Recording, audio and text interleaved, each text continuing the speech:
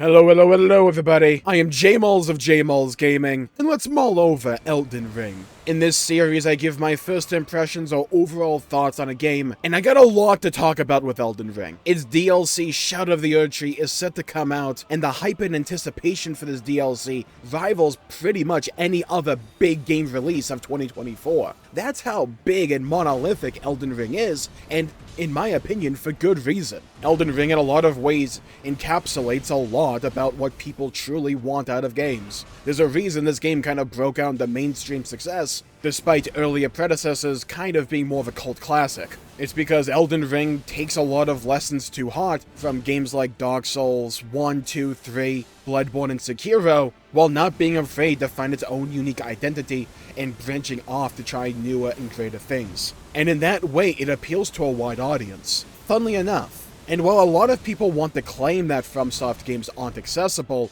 Elden Ring kind of begs to differ. It just is accessible in other ways. And I want to really hone in on this topic because I think this is the true key to Elden Ring's success. Because it doesn't need difficulty options. The way that it allows you to toggle the difficulty is by just playing and interacting with the weapon sandbox and just the overall sandbox of tools and goodies that FromSoft provides you. Elden Ring is an open world game first and foremost. It is unabashedly and unashamed in that idea. The open world is the content of Elden Ring. And whereas a lot of games use the open world as a glorified loading screen to time pad between objectives that you actually care about to do, or treat the open world as some kind of to-do list of objectives for you to just check off, the open world and immersing yourself and exploring the world of the lands between, that is the true content of Elden Ring. That's where you'll get a lot of your enjoyment typically, and a lot of your hours will be sunk. Because the game is really minimalistic in a lot of ways, but less is more. And this game proves that idea in my opinion. Like, maybe it could use a quest log,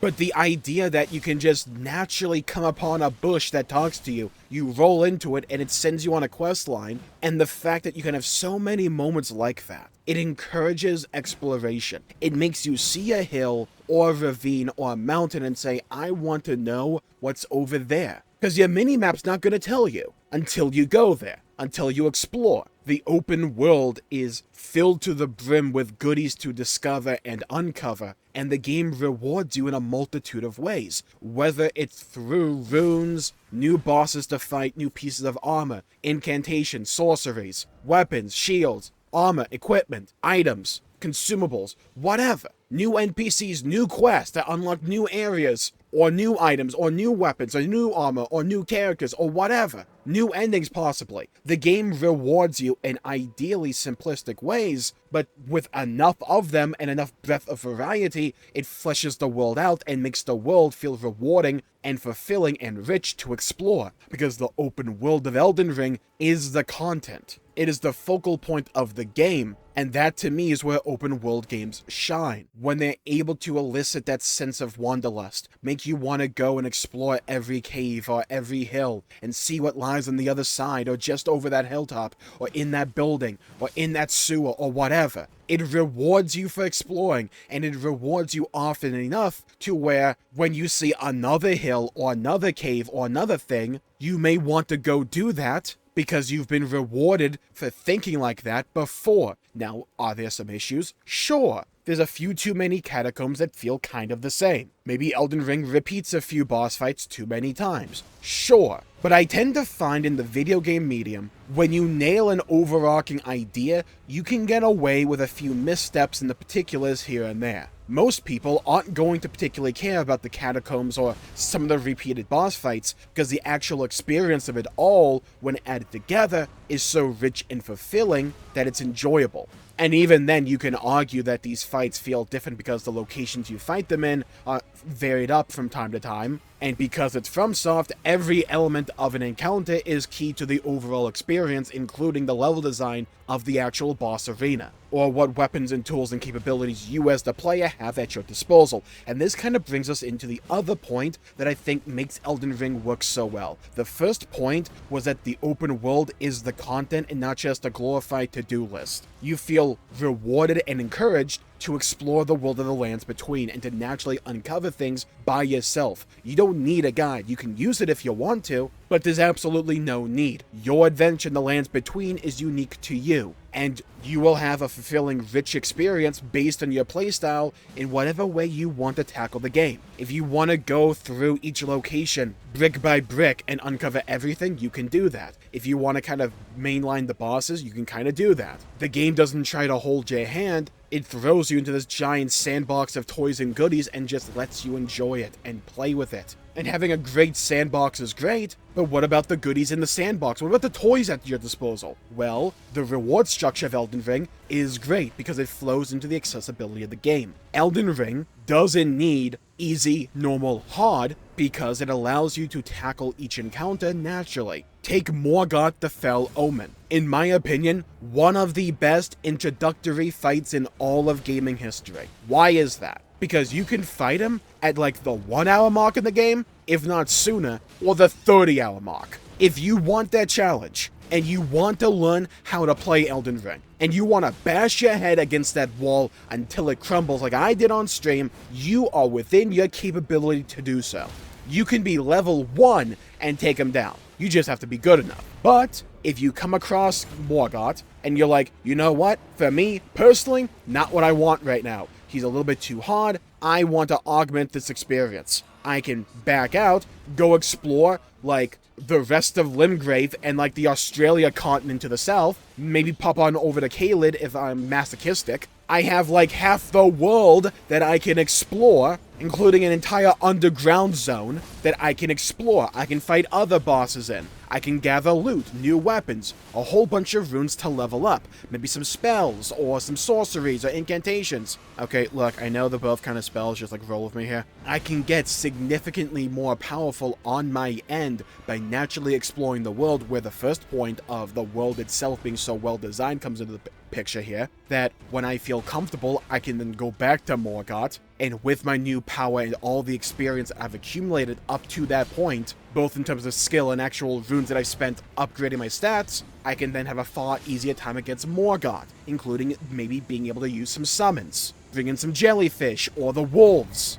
The game doesn't punish you for this. That's a key feature. You can even summon in someone else to help you fight him. That's one of the beautiful aspects of Elden Ring, in my opinion. The game has difficulty options, in a way. They're just not typical, just easy, normal, or hard mode. The game puts a singular challenge in front of you each step of the way and tasks you with utilizing the toolbox that Elden Ring provides you to your advantage. Do you want to nail down this nail with a hammer? Or do you want to nail it down with a feather? You can do it either way. You just have to be stronger in one of those regards. And you're not punished either way. That's great. So if you really want that difficult experience, which is what I want out of my new recent playthrough, I can just go in no summons, no magic, whatever, just me with a sword and me against Morgott. And I can spend a couple hours on stream banging my head against that wall until I learn the fight and Morgott goes down, and it feels great. Or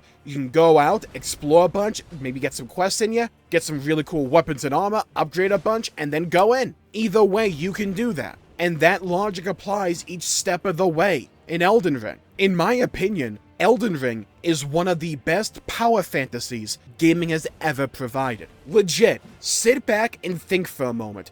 Remember all the cool stuff that is available in the game? The Ruin's Greatsword. You bring this thing down with like the might of Thor to create a giant ravine in the earth with gravity and lightning magic like going about the place. Like a giant Getsuka Tensho from Bleach. It's awesome. You can bring down a meteor shower. You can summon a full moon. 2 of them. You can enchant your weapons with blood fire, black flame, lightning, fire, holy, magic, summon giant bows, summon a giant magical sword. As yours comment, do I even need to say anything about the Kamehameha? You can fling some rocks if you want to. The Blasphemous Blade, my favorite, the Dark Moon Greatsword. All the plethora of summons available to you. And one of the coolest things about Elden Ring, when you see a boss do something cool, chances are you can then do that cool thing. You can get Malekith's sword. You can do Malekith's big signature move with Destined Death. You can get his armor. You can get Radahn's sword and do his gravity like suck you all in and then slam down the ground with the swords. You can do that. It's pretty cool.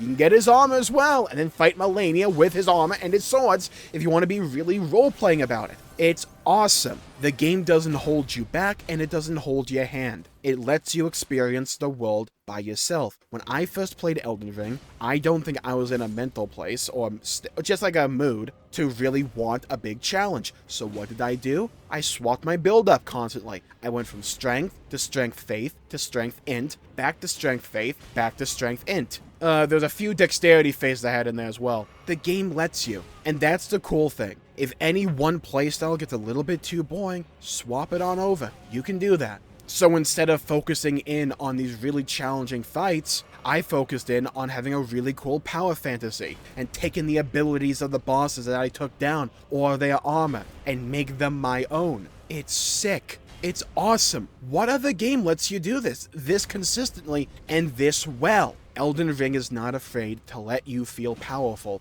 because the world itself is really powerful. So if you want a really hard time, Elden Ring can provide that if you want that type of experience, which may appeal to a lot of people that are fans of the other FromSoft games like Dark Souls, or Sekiro, or Bloodborne. If you love and crave that challenge, that is something you can have. If you just want to explore the world and have a more casual time about it, you can do that as well, because the game gives you the builds at your disposal. It pretty much floods you with a whole bunch of cool stuff. And that's another great thing about Elden Ring. It's a really long game, if you want it to be. But even then, you are consistently rewarded based on your exploration with cool things. So the tools in the sandbox are really good, and the sandbox itself is really fun to play in. And when you have really memorable boss design and encounters, you have all of these cylinders working together, firing on every single one of them. Bit my lip there. And all of a sudden, you have a really well-constructed game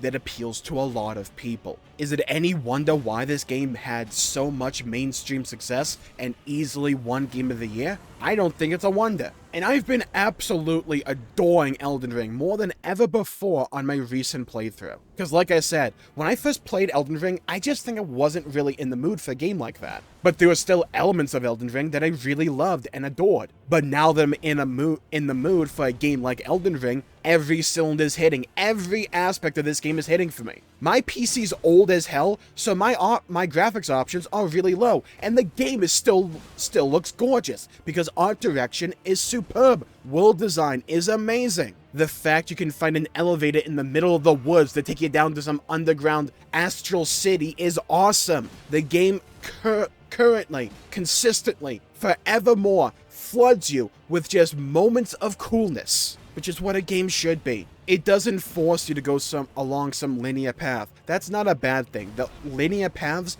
have their place in games, but it's nice every now and then to have a game like Elden Ring that just lets you discover these cool cinematic things naturally. How many edits have we had made about just the Malekith fight? How cinematic that fight can be if you want it to be. You don't have to have it be like that. You don't. But if you want it to, though. In the middle of the night, just call my name. Guarantee you thought about an edit you saw. Remember the community further surrounding Elden Ring when it first came out, about discovering all these cool things and all these cool secrets? I remember it was one of the coolest moments in all of gaming, in my opinion, when the entire community just wanted to show off whatever cool thing they had just found. And people were like, dude, that's so sick. How did you find this blasphemous sword? Yeah, you gotta go to like Volcano Manor. It's all the way over here. You gotta like fight this boss or something. Oh, sick. Let me go do that. Hey guys, check out this new sorcery I got. Hey guys, check out this really cool strength build I got. We have 2 giant hammers I just slammed down with the might of Thor.